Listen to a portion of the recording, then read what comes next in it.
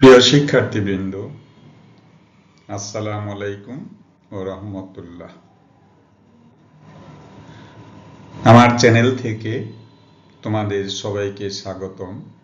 বেশ কিছুদিন পর তোমাদের সামনে আবারও আমি হাজির হলাম। আজকে যে বিষয় নিয়ে তোমাদের সাথে কথা বলবো সেটা হচ্ছে যারা ইন্টারমিডিয়েটে আছো এবং বিবিএ স্টুডেন্ট আছো তাদের জন্য। আলোচনা করার পর যদি কোনো প্রবলেম হয় অবশ্যই 01711488315 এটা আমার হোয়াটসঅ্যাপ নাম্বার, এখানে যোগাযোগ করতে পারো। আশা করি সেগুলো আমি সমাধান করব ইনশাল্লাহ। তো আমি যে বিষয় নিয়ে আলোচনা করতে যাচ্ছি অ্যাকাউন্টিং নিয়ে, আগেই বলেছি ফর এইচএসসি এবং বিবিএ অনার্স স্টুডেন্ট যারা আছো, আমার আজকের যে আলোচনার বিষয়বস্তু সেটা হচ্ছে নন ট্রেডিং কনসার্ন। নন ট্রেডিং কনসার্ন হচ্ছে অব্যবসায়িক প্রতিষ্ঠানের হিসাব। এখানে এই অব্যবসায়িক প্রতিষ্ঠানের হিসাব যারা ইন্টারমিডিয়েটে আছো তাদের হচ্ছে হিসাব বিজ্ঞান পার্ট 2-তে প্রথম অধ্যায়ের মধ্যেই এটা আছে। আর যারা বিবিএ অনার্স 4th ইয়ারে আছো তাদের নন ট্রেডিং অর্গানাইজেশন বলতে একটা অধ্যায় আছে, সেই অধ্যায় সম্পর্কিত বিষয়টাই হচ্ছে নন ট্রেডিং কনসার্নের বিষয়। আমি এখানে পরিচয় করাই দিব যে সমস্ত প্রতিষ্ঠান অ্যাকচুয়ালি তোমার জনস্বার্থে কাজ করে থাকে, ব্যবসায়িক উদ্দেশ্যে গড়ে ওঠে না। তাহলে ব্যবসায়িক উদ্দেশ্যে গড়ে ওঠে না, জনকল্যাণমূলক যে প্রতিষ্ঠানগুলো আছে সেটা রেলওয়ে প্রতিষ্ঠান হতে পারে, তোমার বাস সার্ভিস হতে পারে, শিক্ষা প্রতিষ্ঠান হতে পারে, দাতব্য চিকিৎসা ক্ষেত্র বা প্রতিষ্ঠান হতে পারে। যে এই সমস্ত প্রতিষ্ঠান যারা মানে জনকল্যাণের উদ্দেশ্যে, মুনাফা ভোগের উদ্দেশ্যে নয়, এমন যে প্রতিষ্ঠানগুলো আছে সেই প্রতিষ্ঠান যে হিসাব মেনটেন করে সেই হিসাবটাই হচ্ছে আসলে নন ট্রেডিং কনসার্ন অথবা অব্যবসায়ী প্রতিষ্ঠানের হিসাব। এখন প্রশ্ন হলো যে এখানে কি কোনো আর্থিক লেনদেন নাই? অবশ্যই আর্থিক লেনদেন আছে।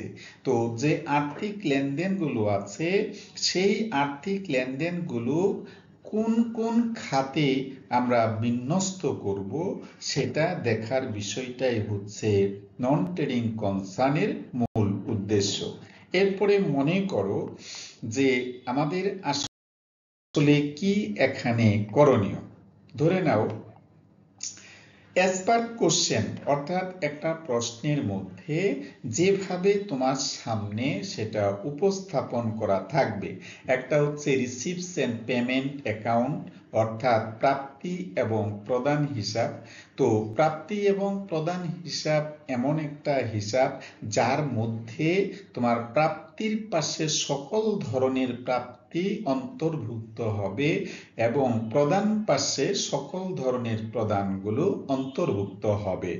তার মানে এই যে সকল ধরনের প্রাপ্তি এবং সকল ধরনের প্রদান বলতে যাচ্ছে সেটা আসলে কি?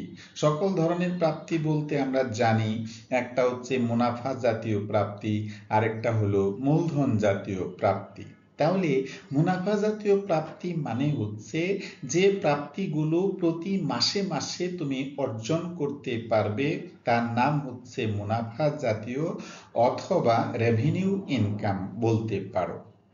আর মূলধন জাতীয় প্রাপ্তি হলো যেটা অনিয়মিত একটা প্রাপ্তি। সাপোজ ধরে নাও তোমার বিজনেস প্রতিষ্ঠান থেকে একটা ল্যান্ড বিক্রি করেছো, অথবা তোমার প্রতিষ্ঠান থেকে একটা কম্পিউটার ল্যাব বিক্রি করেছো, অথবা তোমার প্রতিষ্ঠান থেকে একটা ফার্নিচার বিক্রি করেছো। এই যে তোমার সম্পত্তি বিক্রয়জনিত ঘটনা, এই ঘটনাগুলা কিন্তু অনিয়মিত ঘটনা। এই অনিয়মিত ঘটনা থেকে যে প্রাপ্তির সংযোগ ঘটে সেটাই হচ্ছে আসলে মূলধন জাতীয় প্রাপ্তি। আশা করি তোমরা বুঝতে পেরেছো। তাহলে পেমেন্ট পাশে কি ধরনের পেমেন্ট হতে পারে? পেমেন্ট পাশে তোমার মূলধন জাতীয় প্রদান হতে পারে এবং মুনাফা জাতীয় প্রদানও হতে পারে। তাহলে মুনাফা জাতীয় প্রদানগুলো আমরা কিভাবে আইডেন্টিফাই করব? আসলে মুনাফা জাতীয় প্রদান হচ্ছে তোমার এমন ধরনের প্রদান যেগুলো হচ্ছে তোমার প্রতিনিয়ত ঘটে। অর্থাৎ কোনো কর্মচারীকে আমরা বেতন দিলাম, তারপরে মণিহারি ক্রয় করলাম, মানে ছোট ছোট যে খরচগুলো আছে, যে খরচগুলো প্রতিনিয়ত হয়ে থাকে, সেই খরচগুলোকে আমরা মুনাফা জাতীয় প্রদান বলে থাকি। আর মূলধন জাতীয় প্রদান কোনগুলো? যদি প্রতিষ্ঠান ধরো একটা ল্যান্ড কিনেছে, একটা বিল্ডিং ক্রয় করেছে, একটা ফার্নিচার ক্রয় করেছে, এই যে বিল্ডিং ক্রয় করেছে, ফার্নিচার ক্রয় করেছে, জমি ক্রয় করেছে, এই বিষয়গুলো কিন্তু আসলে অনিয়মিত। কারণ একটা প্রতিষ্ঠানের পক্ষে বা কোনো ব্যবসায়িক প্রতিষ্ঠানের পক্ষে প্রতিনিয়ত এই সম্পত্তিগুলো কিন্তু অর্জন করা সম্ভব হয় না। সুতরাং যে সমস্ত সম্পত্তি তুমি এর পিছনে বিনিয়োগ করতেছো, সেই প্রতিষ্ঠানের সম্পত্তিগুলার পিছনে যে ব্যয়গুলো সংগঠিত হচ্ছে তার নামে হচ্ছে মূলধন জাতীয় প্রদান। তাহলে আমরা বলতে পারি যে রিসিভস এন্ড পেমেন্ট এমন একটা অ্যাকাউন্ট, যে অ্যাকাউন্টের মধ্যে তোমার সকল ধরনের প্রাপ্তির সংযোগ ঘটবে এবং সকল ধরনের প্রদানের সংযোগ ঘটবে। তাহলে প্রিয় শিক্ষার্থীবৃন্দ, আশা করি তোমরা বিষয়টা ক্লিয়ার হতে পেরেছো। পরবর্তী লেকচারে আমি যখন একটা ম্যাথ রেডি করব, তখন তার মধ্যে তুমি দেখতে পারবে যে কোন ধরনের প্রাপ্তিগুলো মূলধন জাতীয় প্রাপ্তি এবং কোন ধরনের প্রাপ্তিগুলো মুনাফা জাতীয় প্রাপ্তি, সেগুলো আমি আলাদা করার চেষ্টা করব। এমনকি একটা একটা করে দেখিয়ে দিব যে এটা হচ্ছে আসলে মুনাফা জাতীয় প্রাপ্তি আর এটা হলো মূলধন জাতীয় প্রাপ্তি। এরপরে দেখো এই অ্যাডজাস্টমেন্টের একটা ঘটনা আছে। এই যে অ্যাডজাস্টমেন্ট, অর্থাৎ অ্যাডজাস্টমেন্ট যে সমন্বয়ের মধ্যে কিছু কথা থাকবে। অর্থাৎ এই রিসিভস এন্ড পেমেন্ট অ্যাকাউন্ট এবং অ্যাডজাস্টমেন্ট নিয়েই আমরা একটা অঙ্ক তৈরি করব। ঠিক আছে?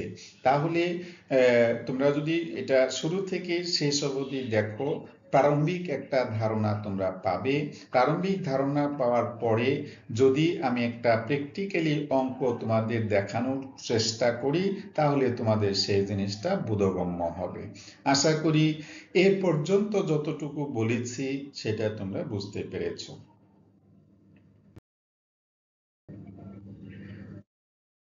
এরপরে ধরো রিকোয়ারমেন্টে কি চাইতে পারে?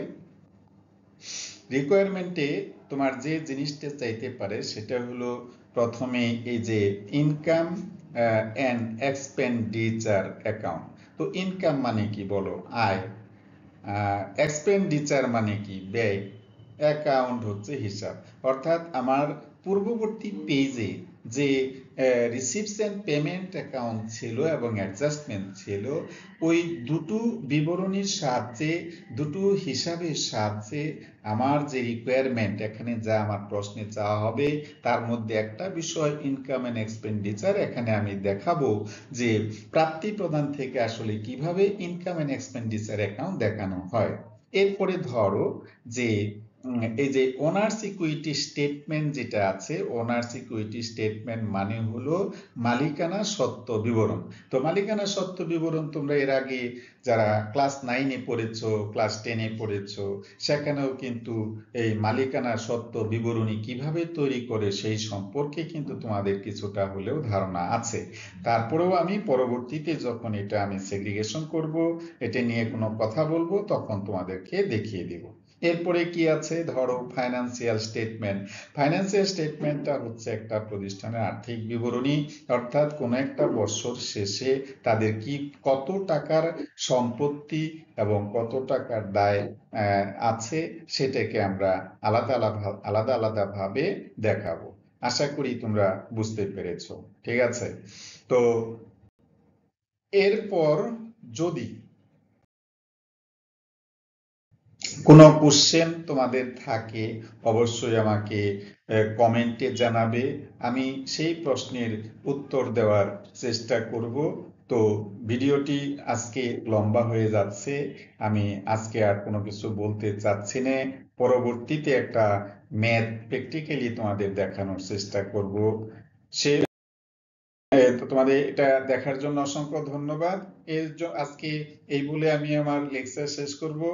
তো বলতে চাই যে যেখানে আছো সুস্থ থাকো, ভালো থাকো, আমার জন্য দোয়া করো।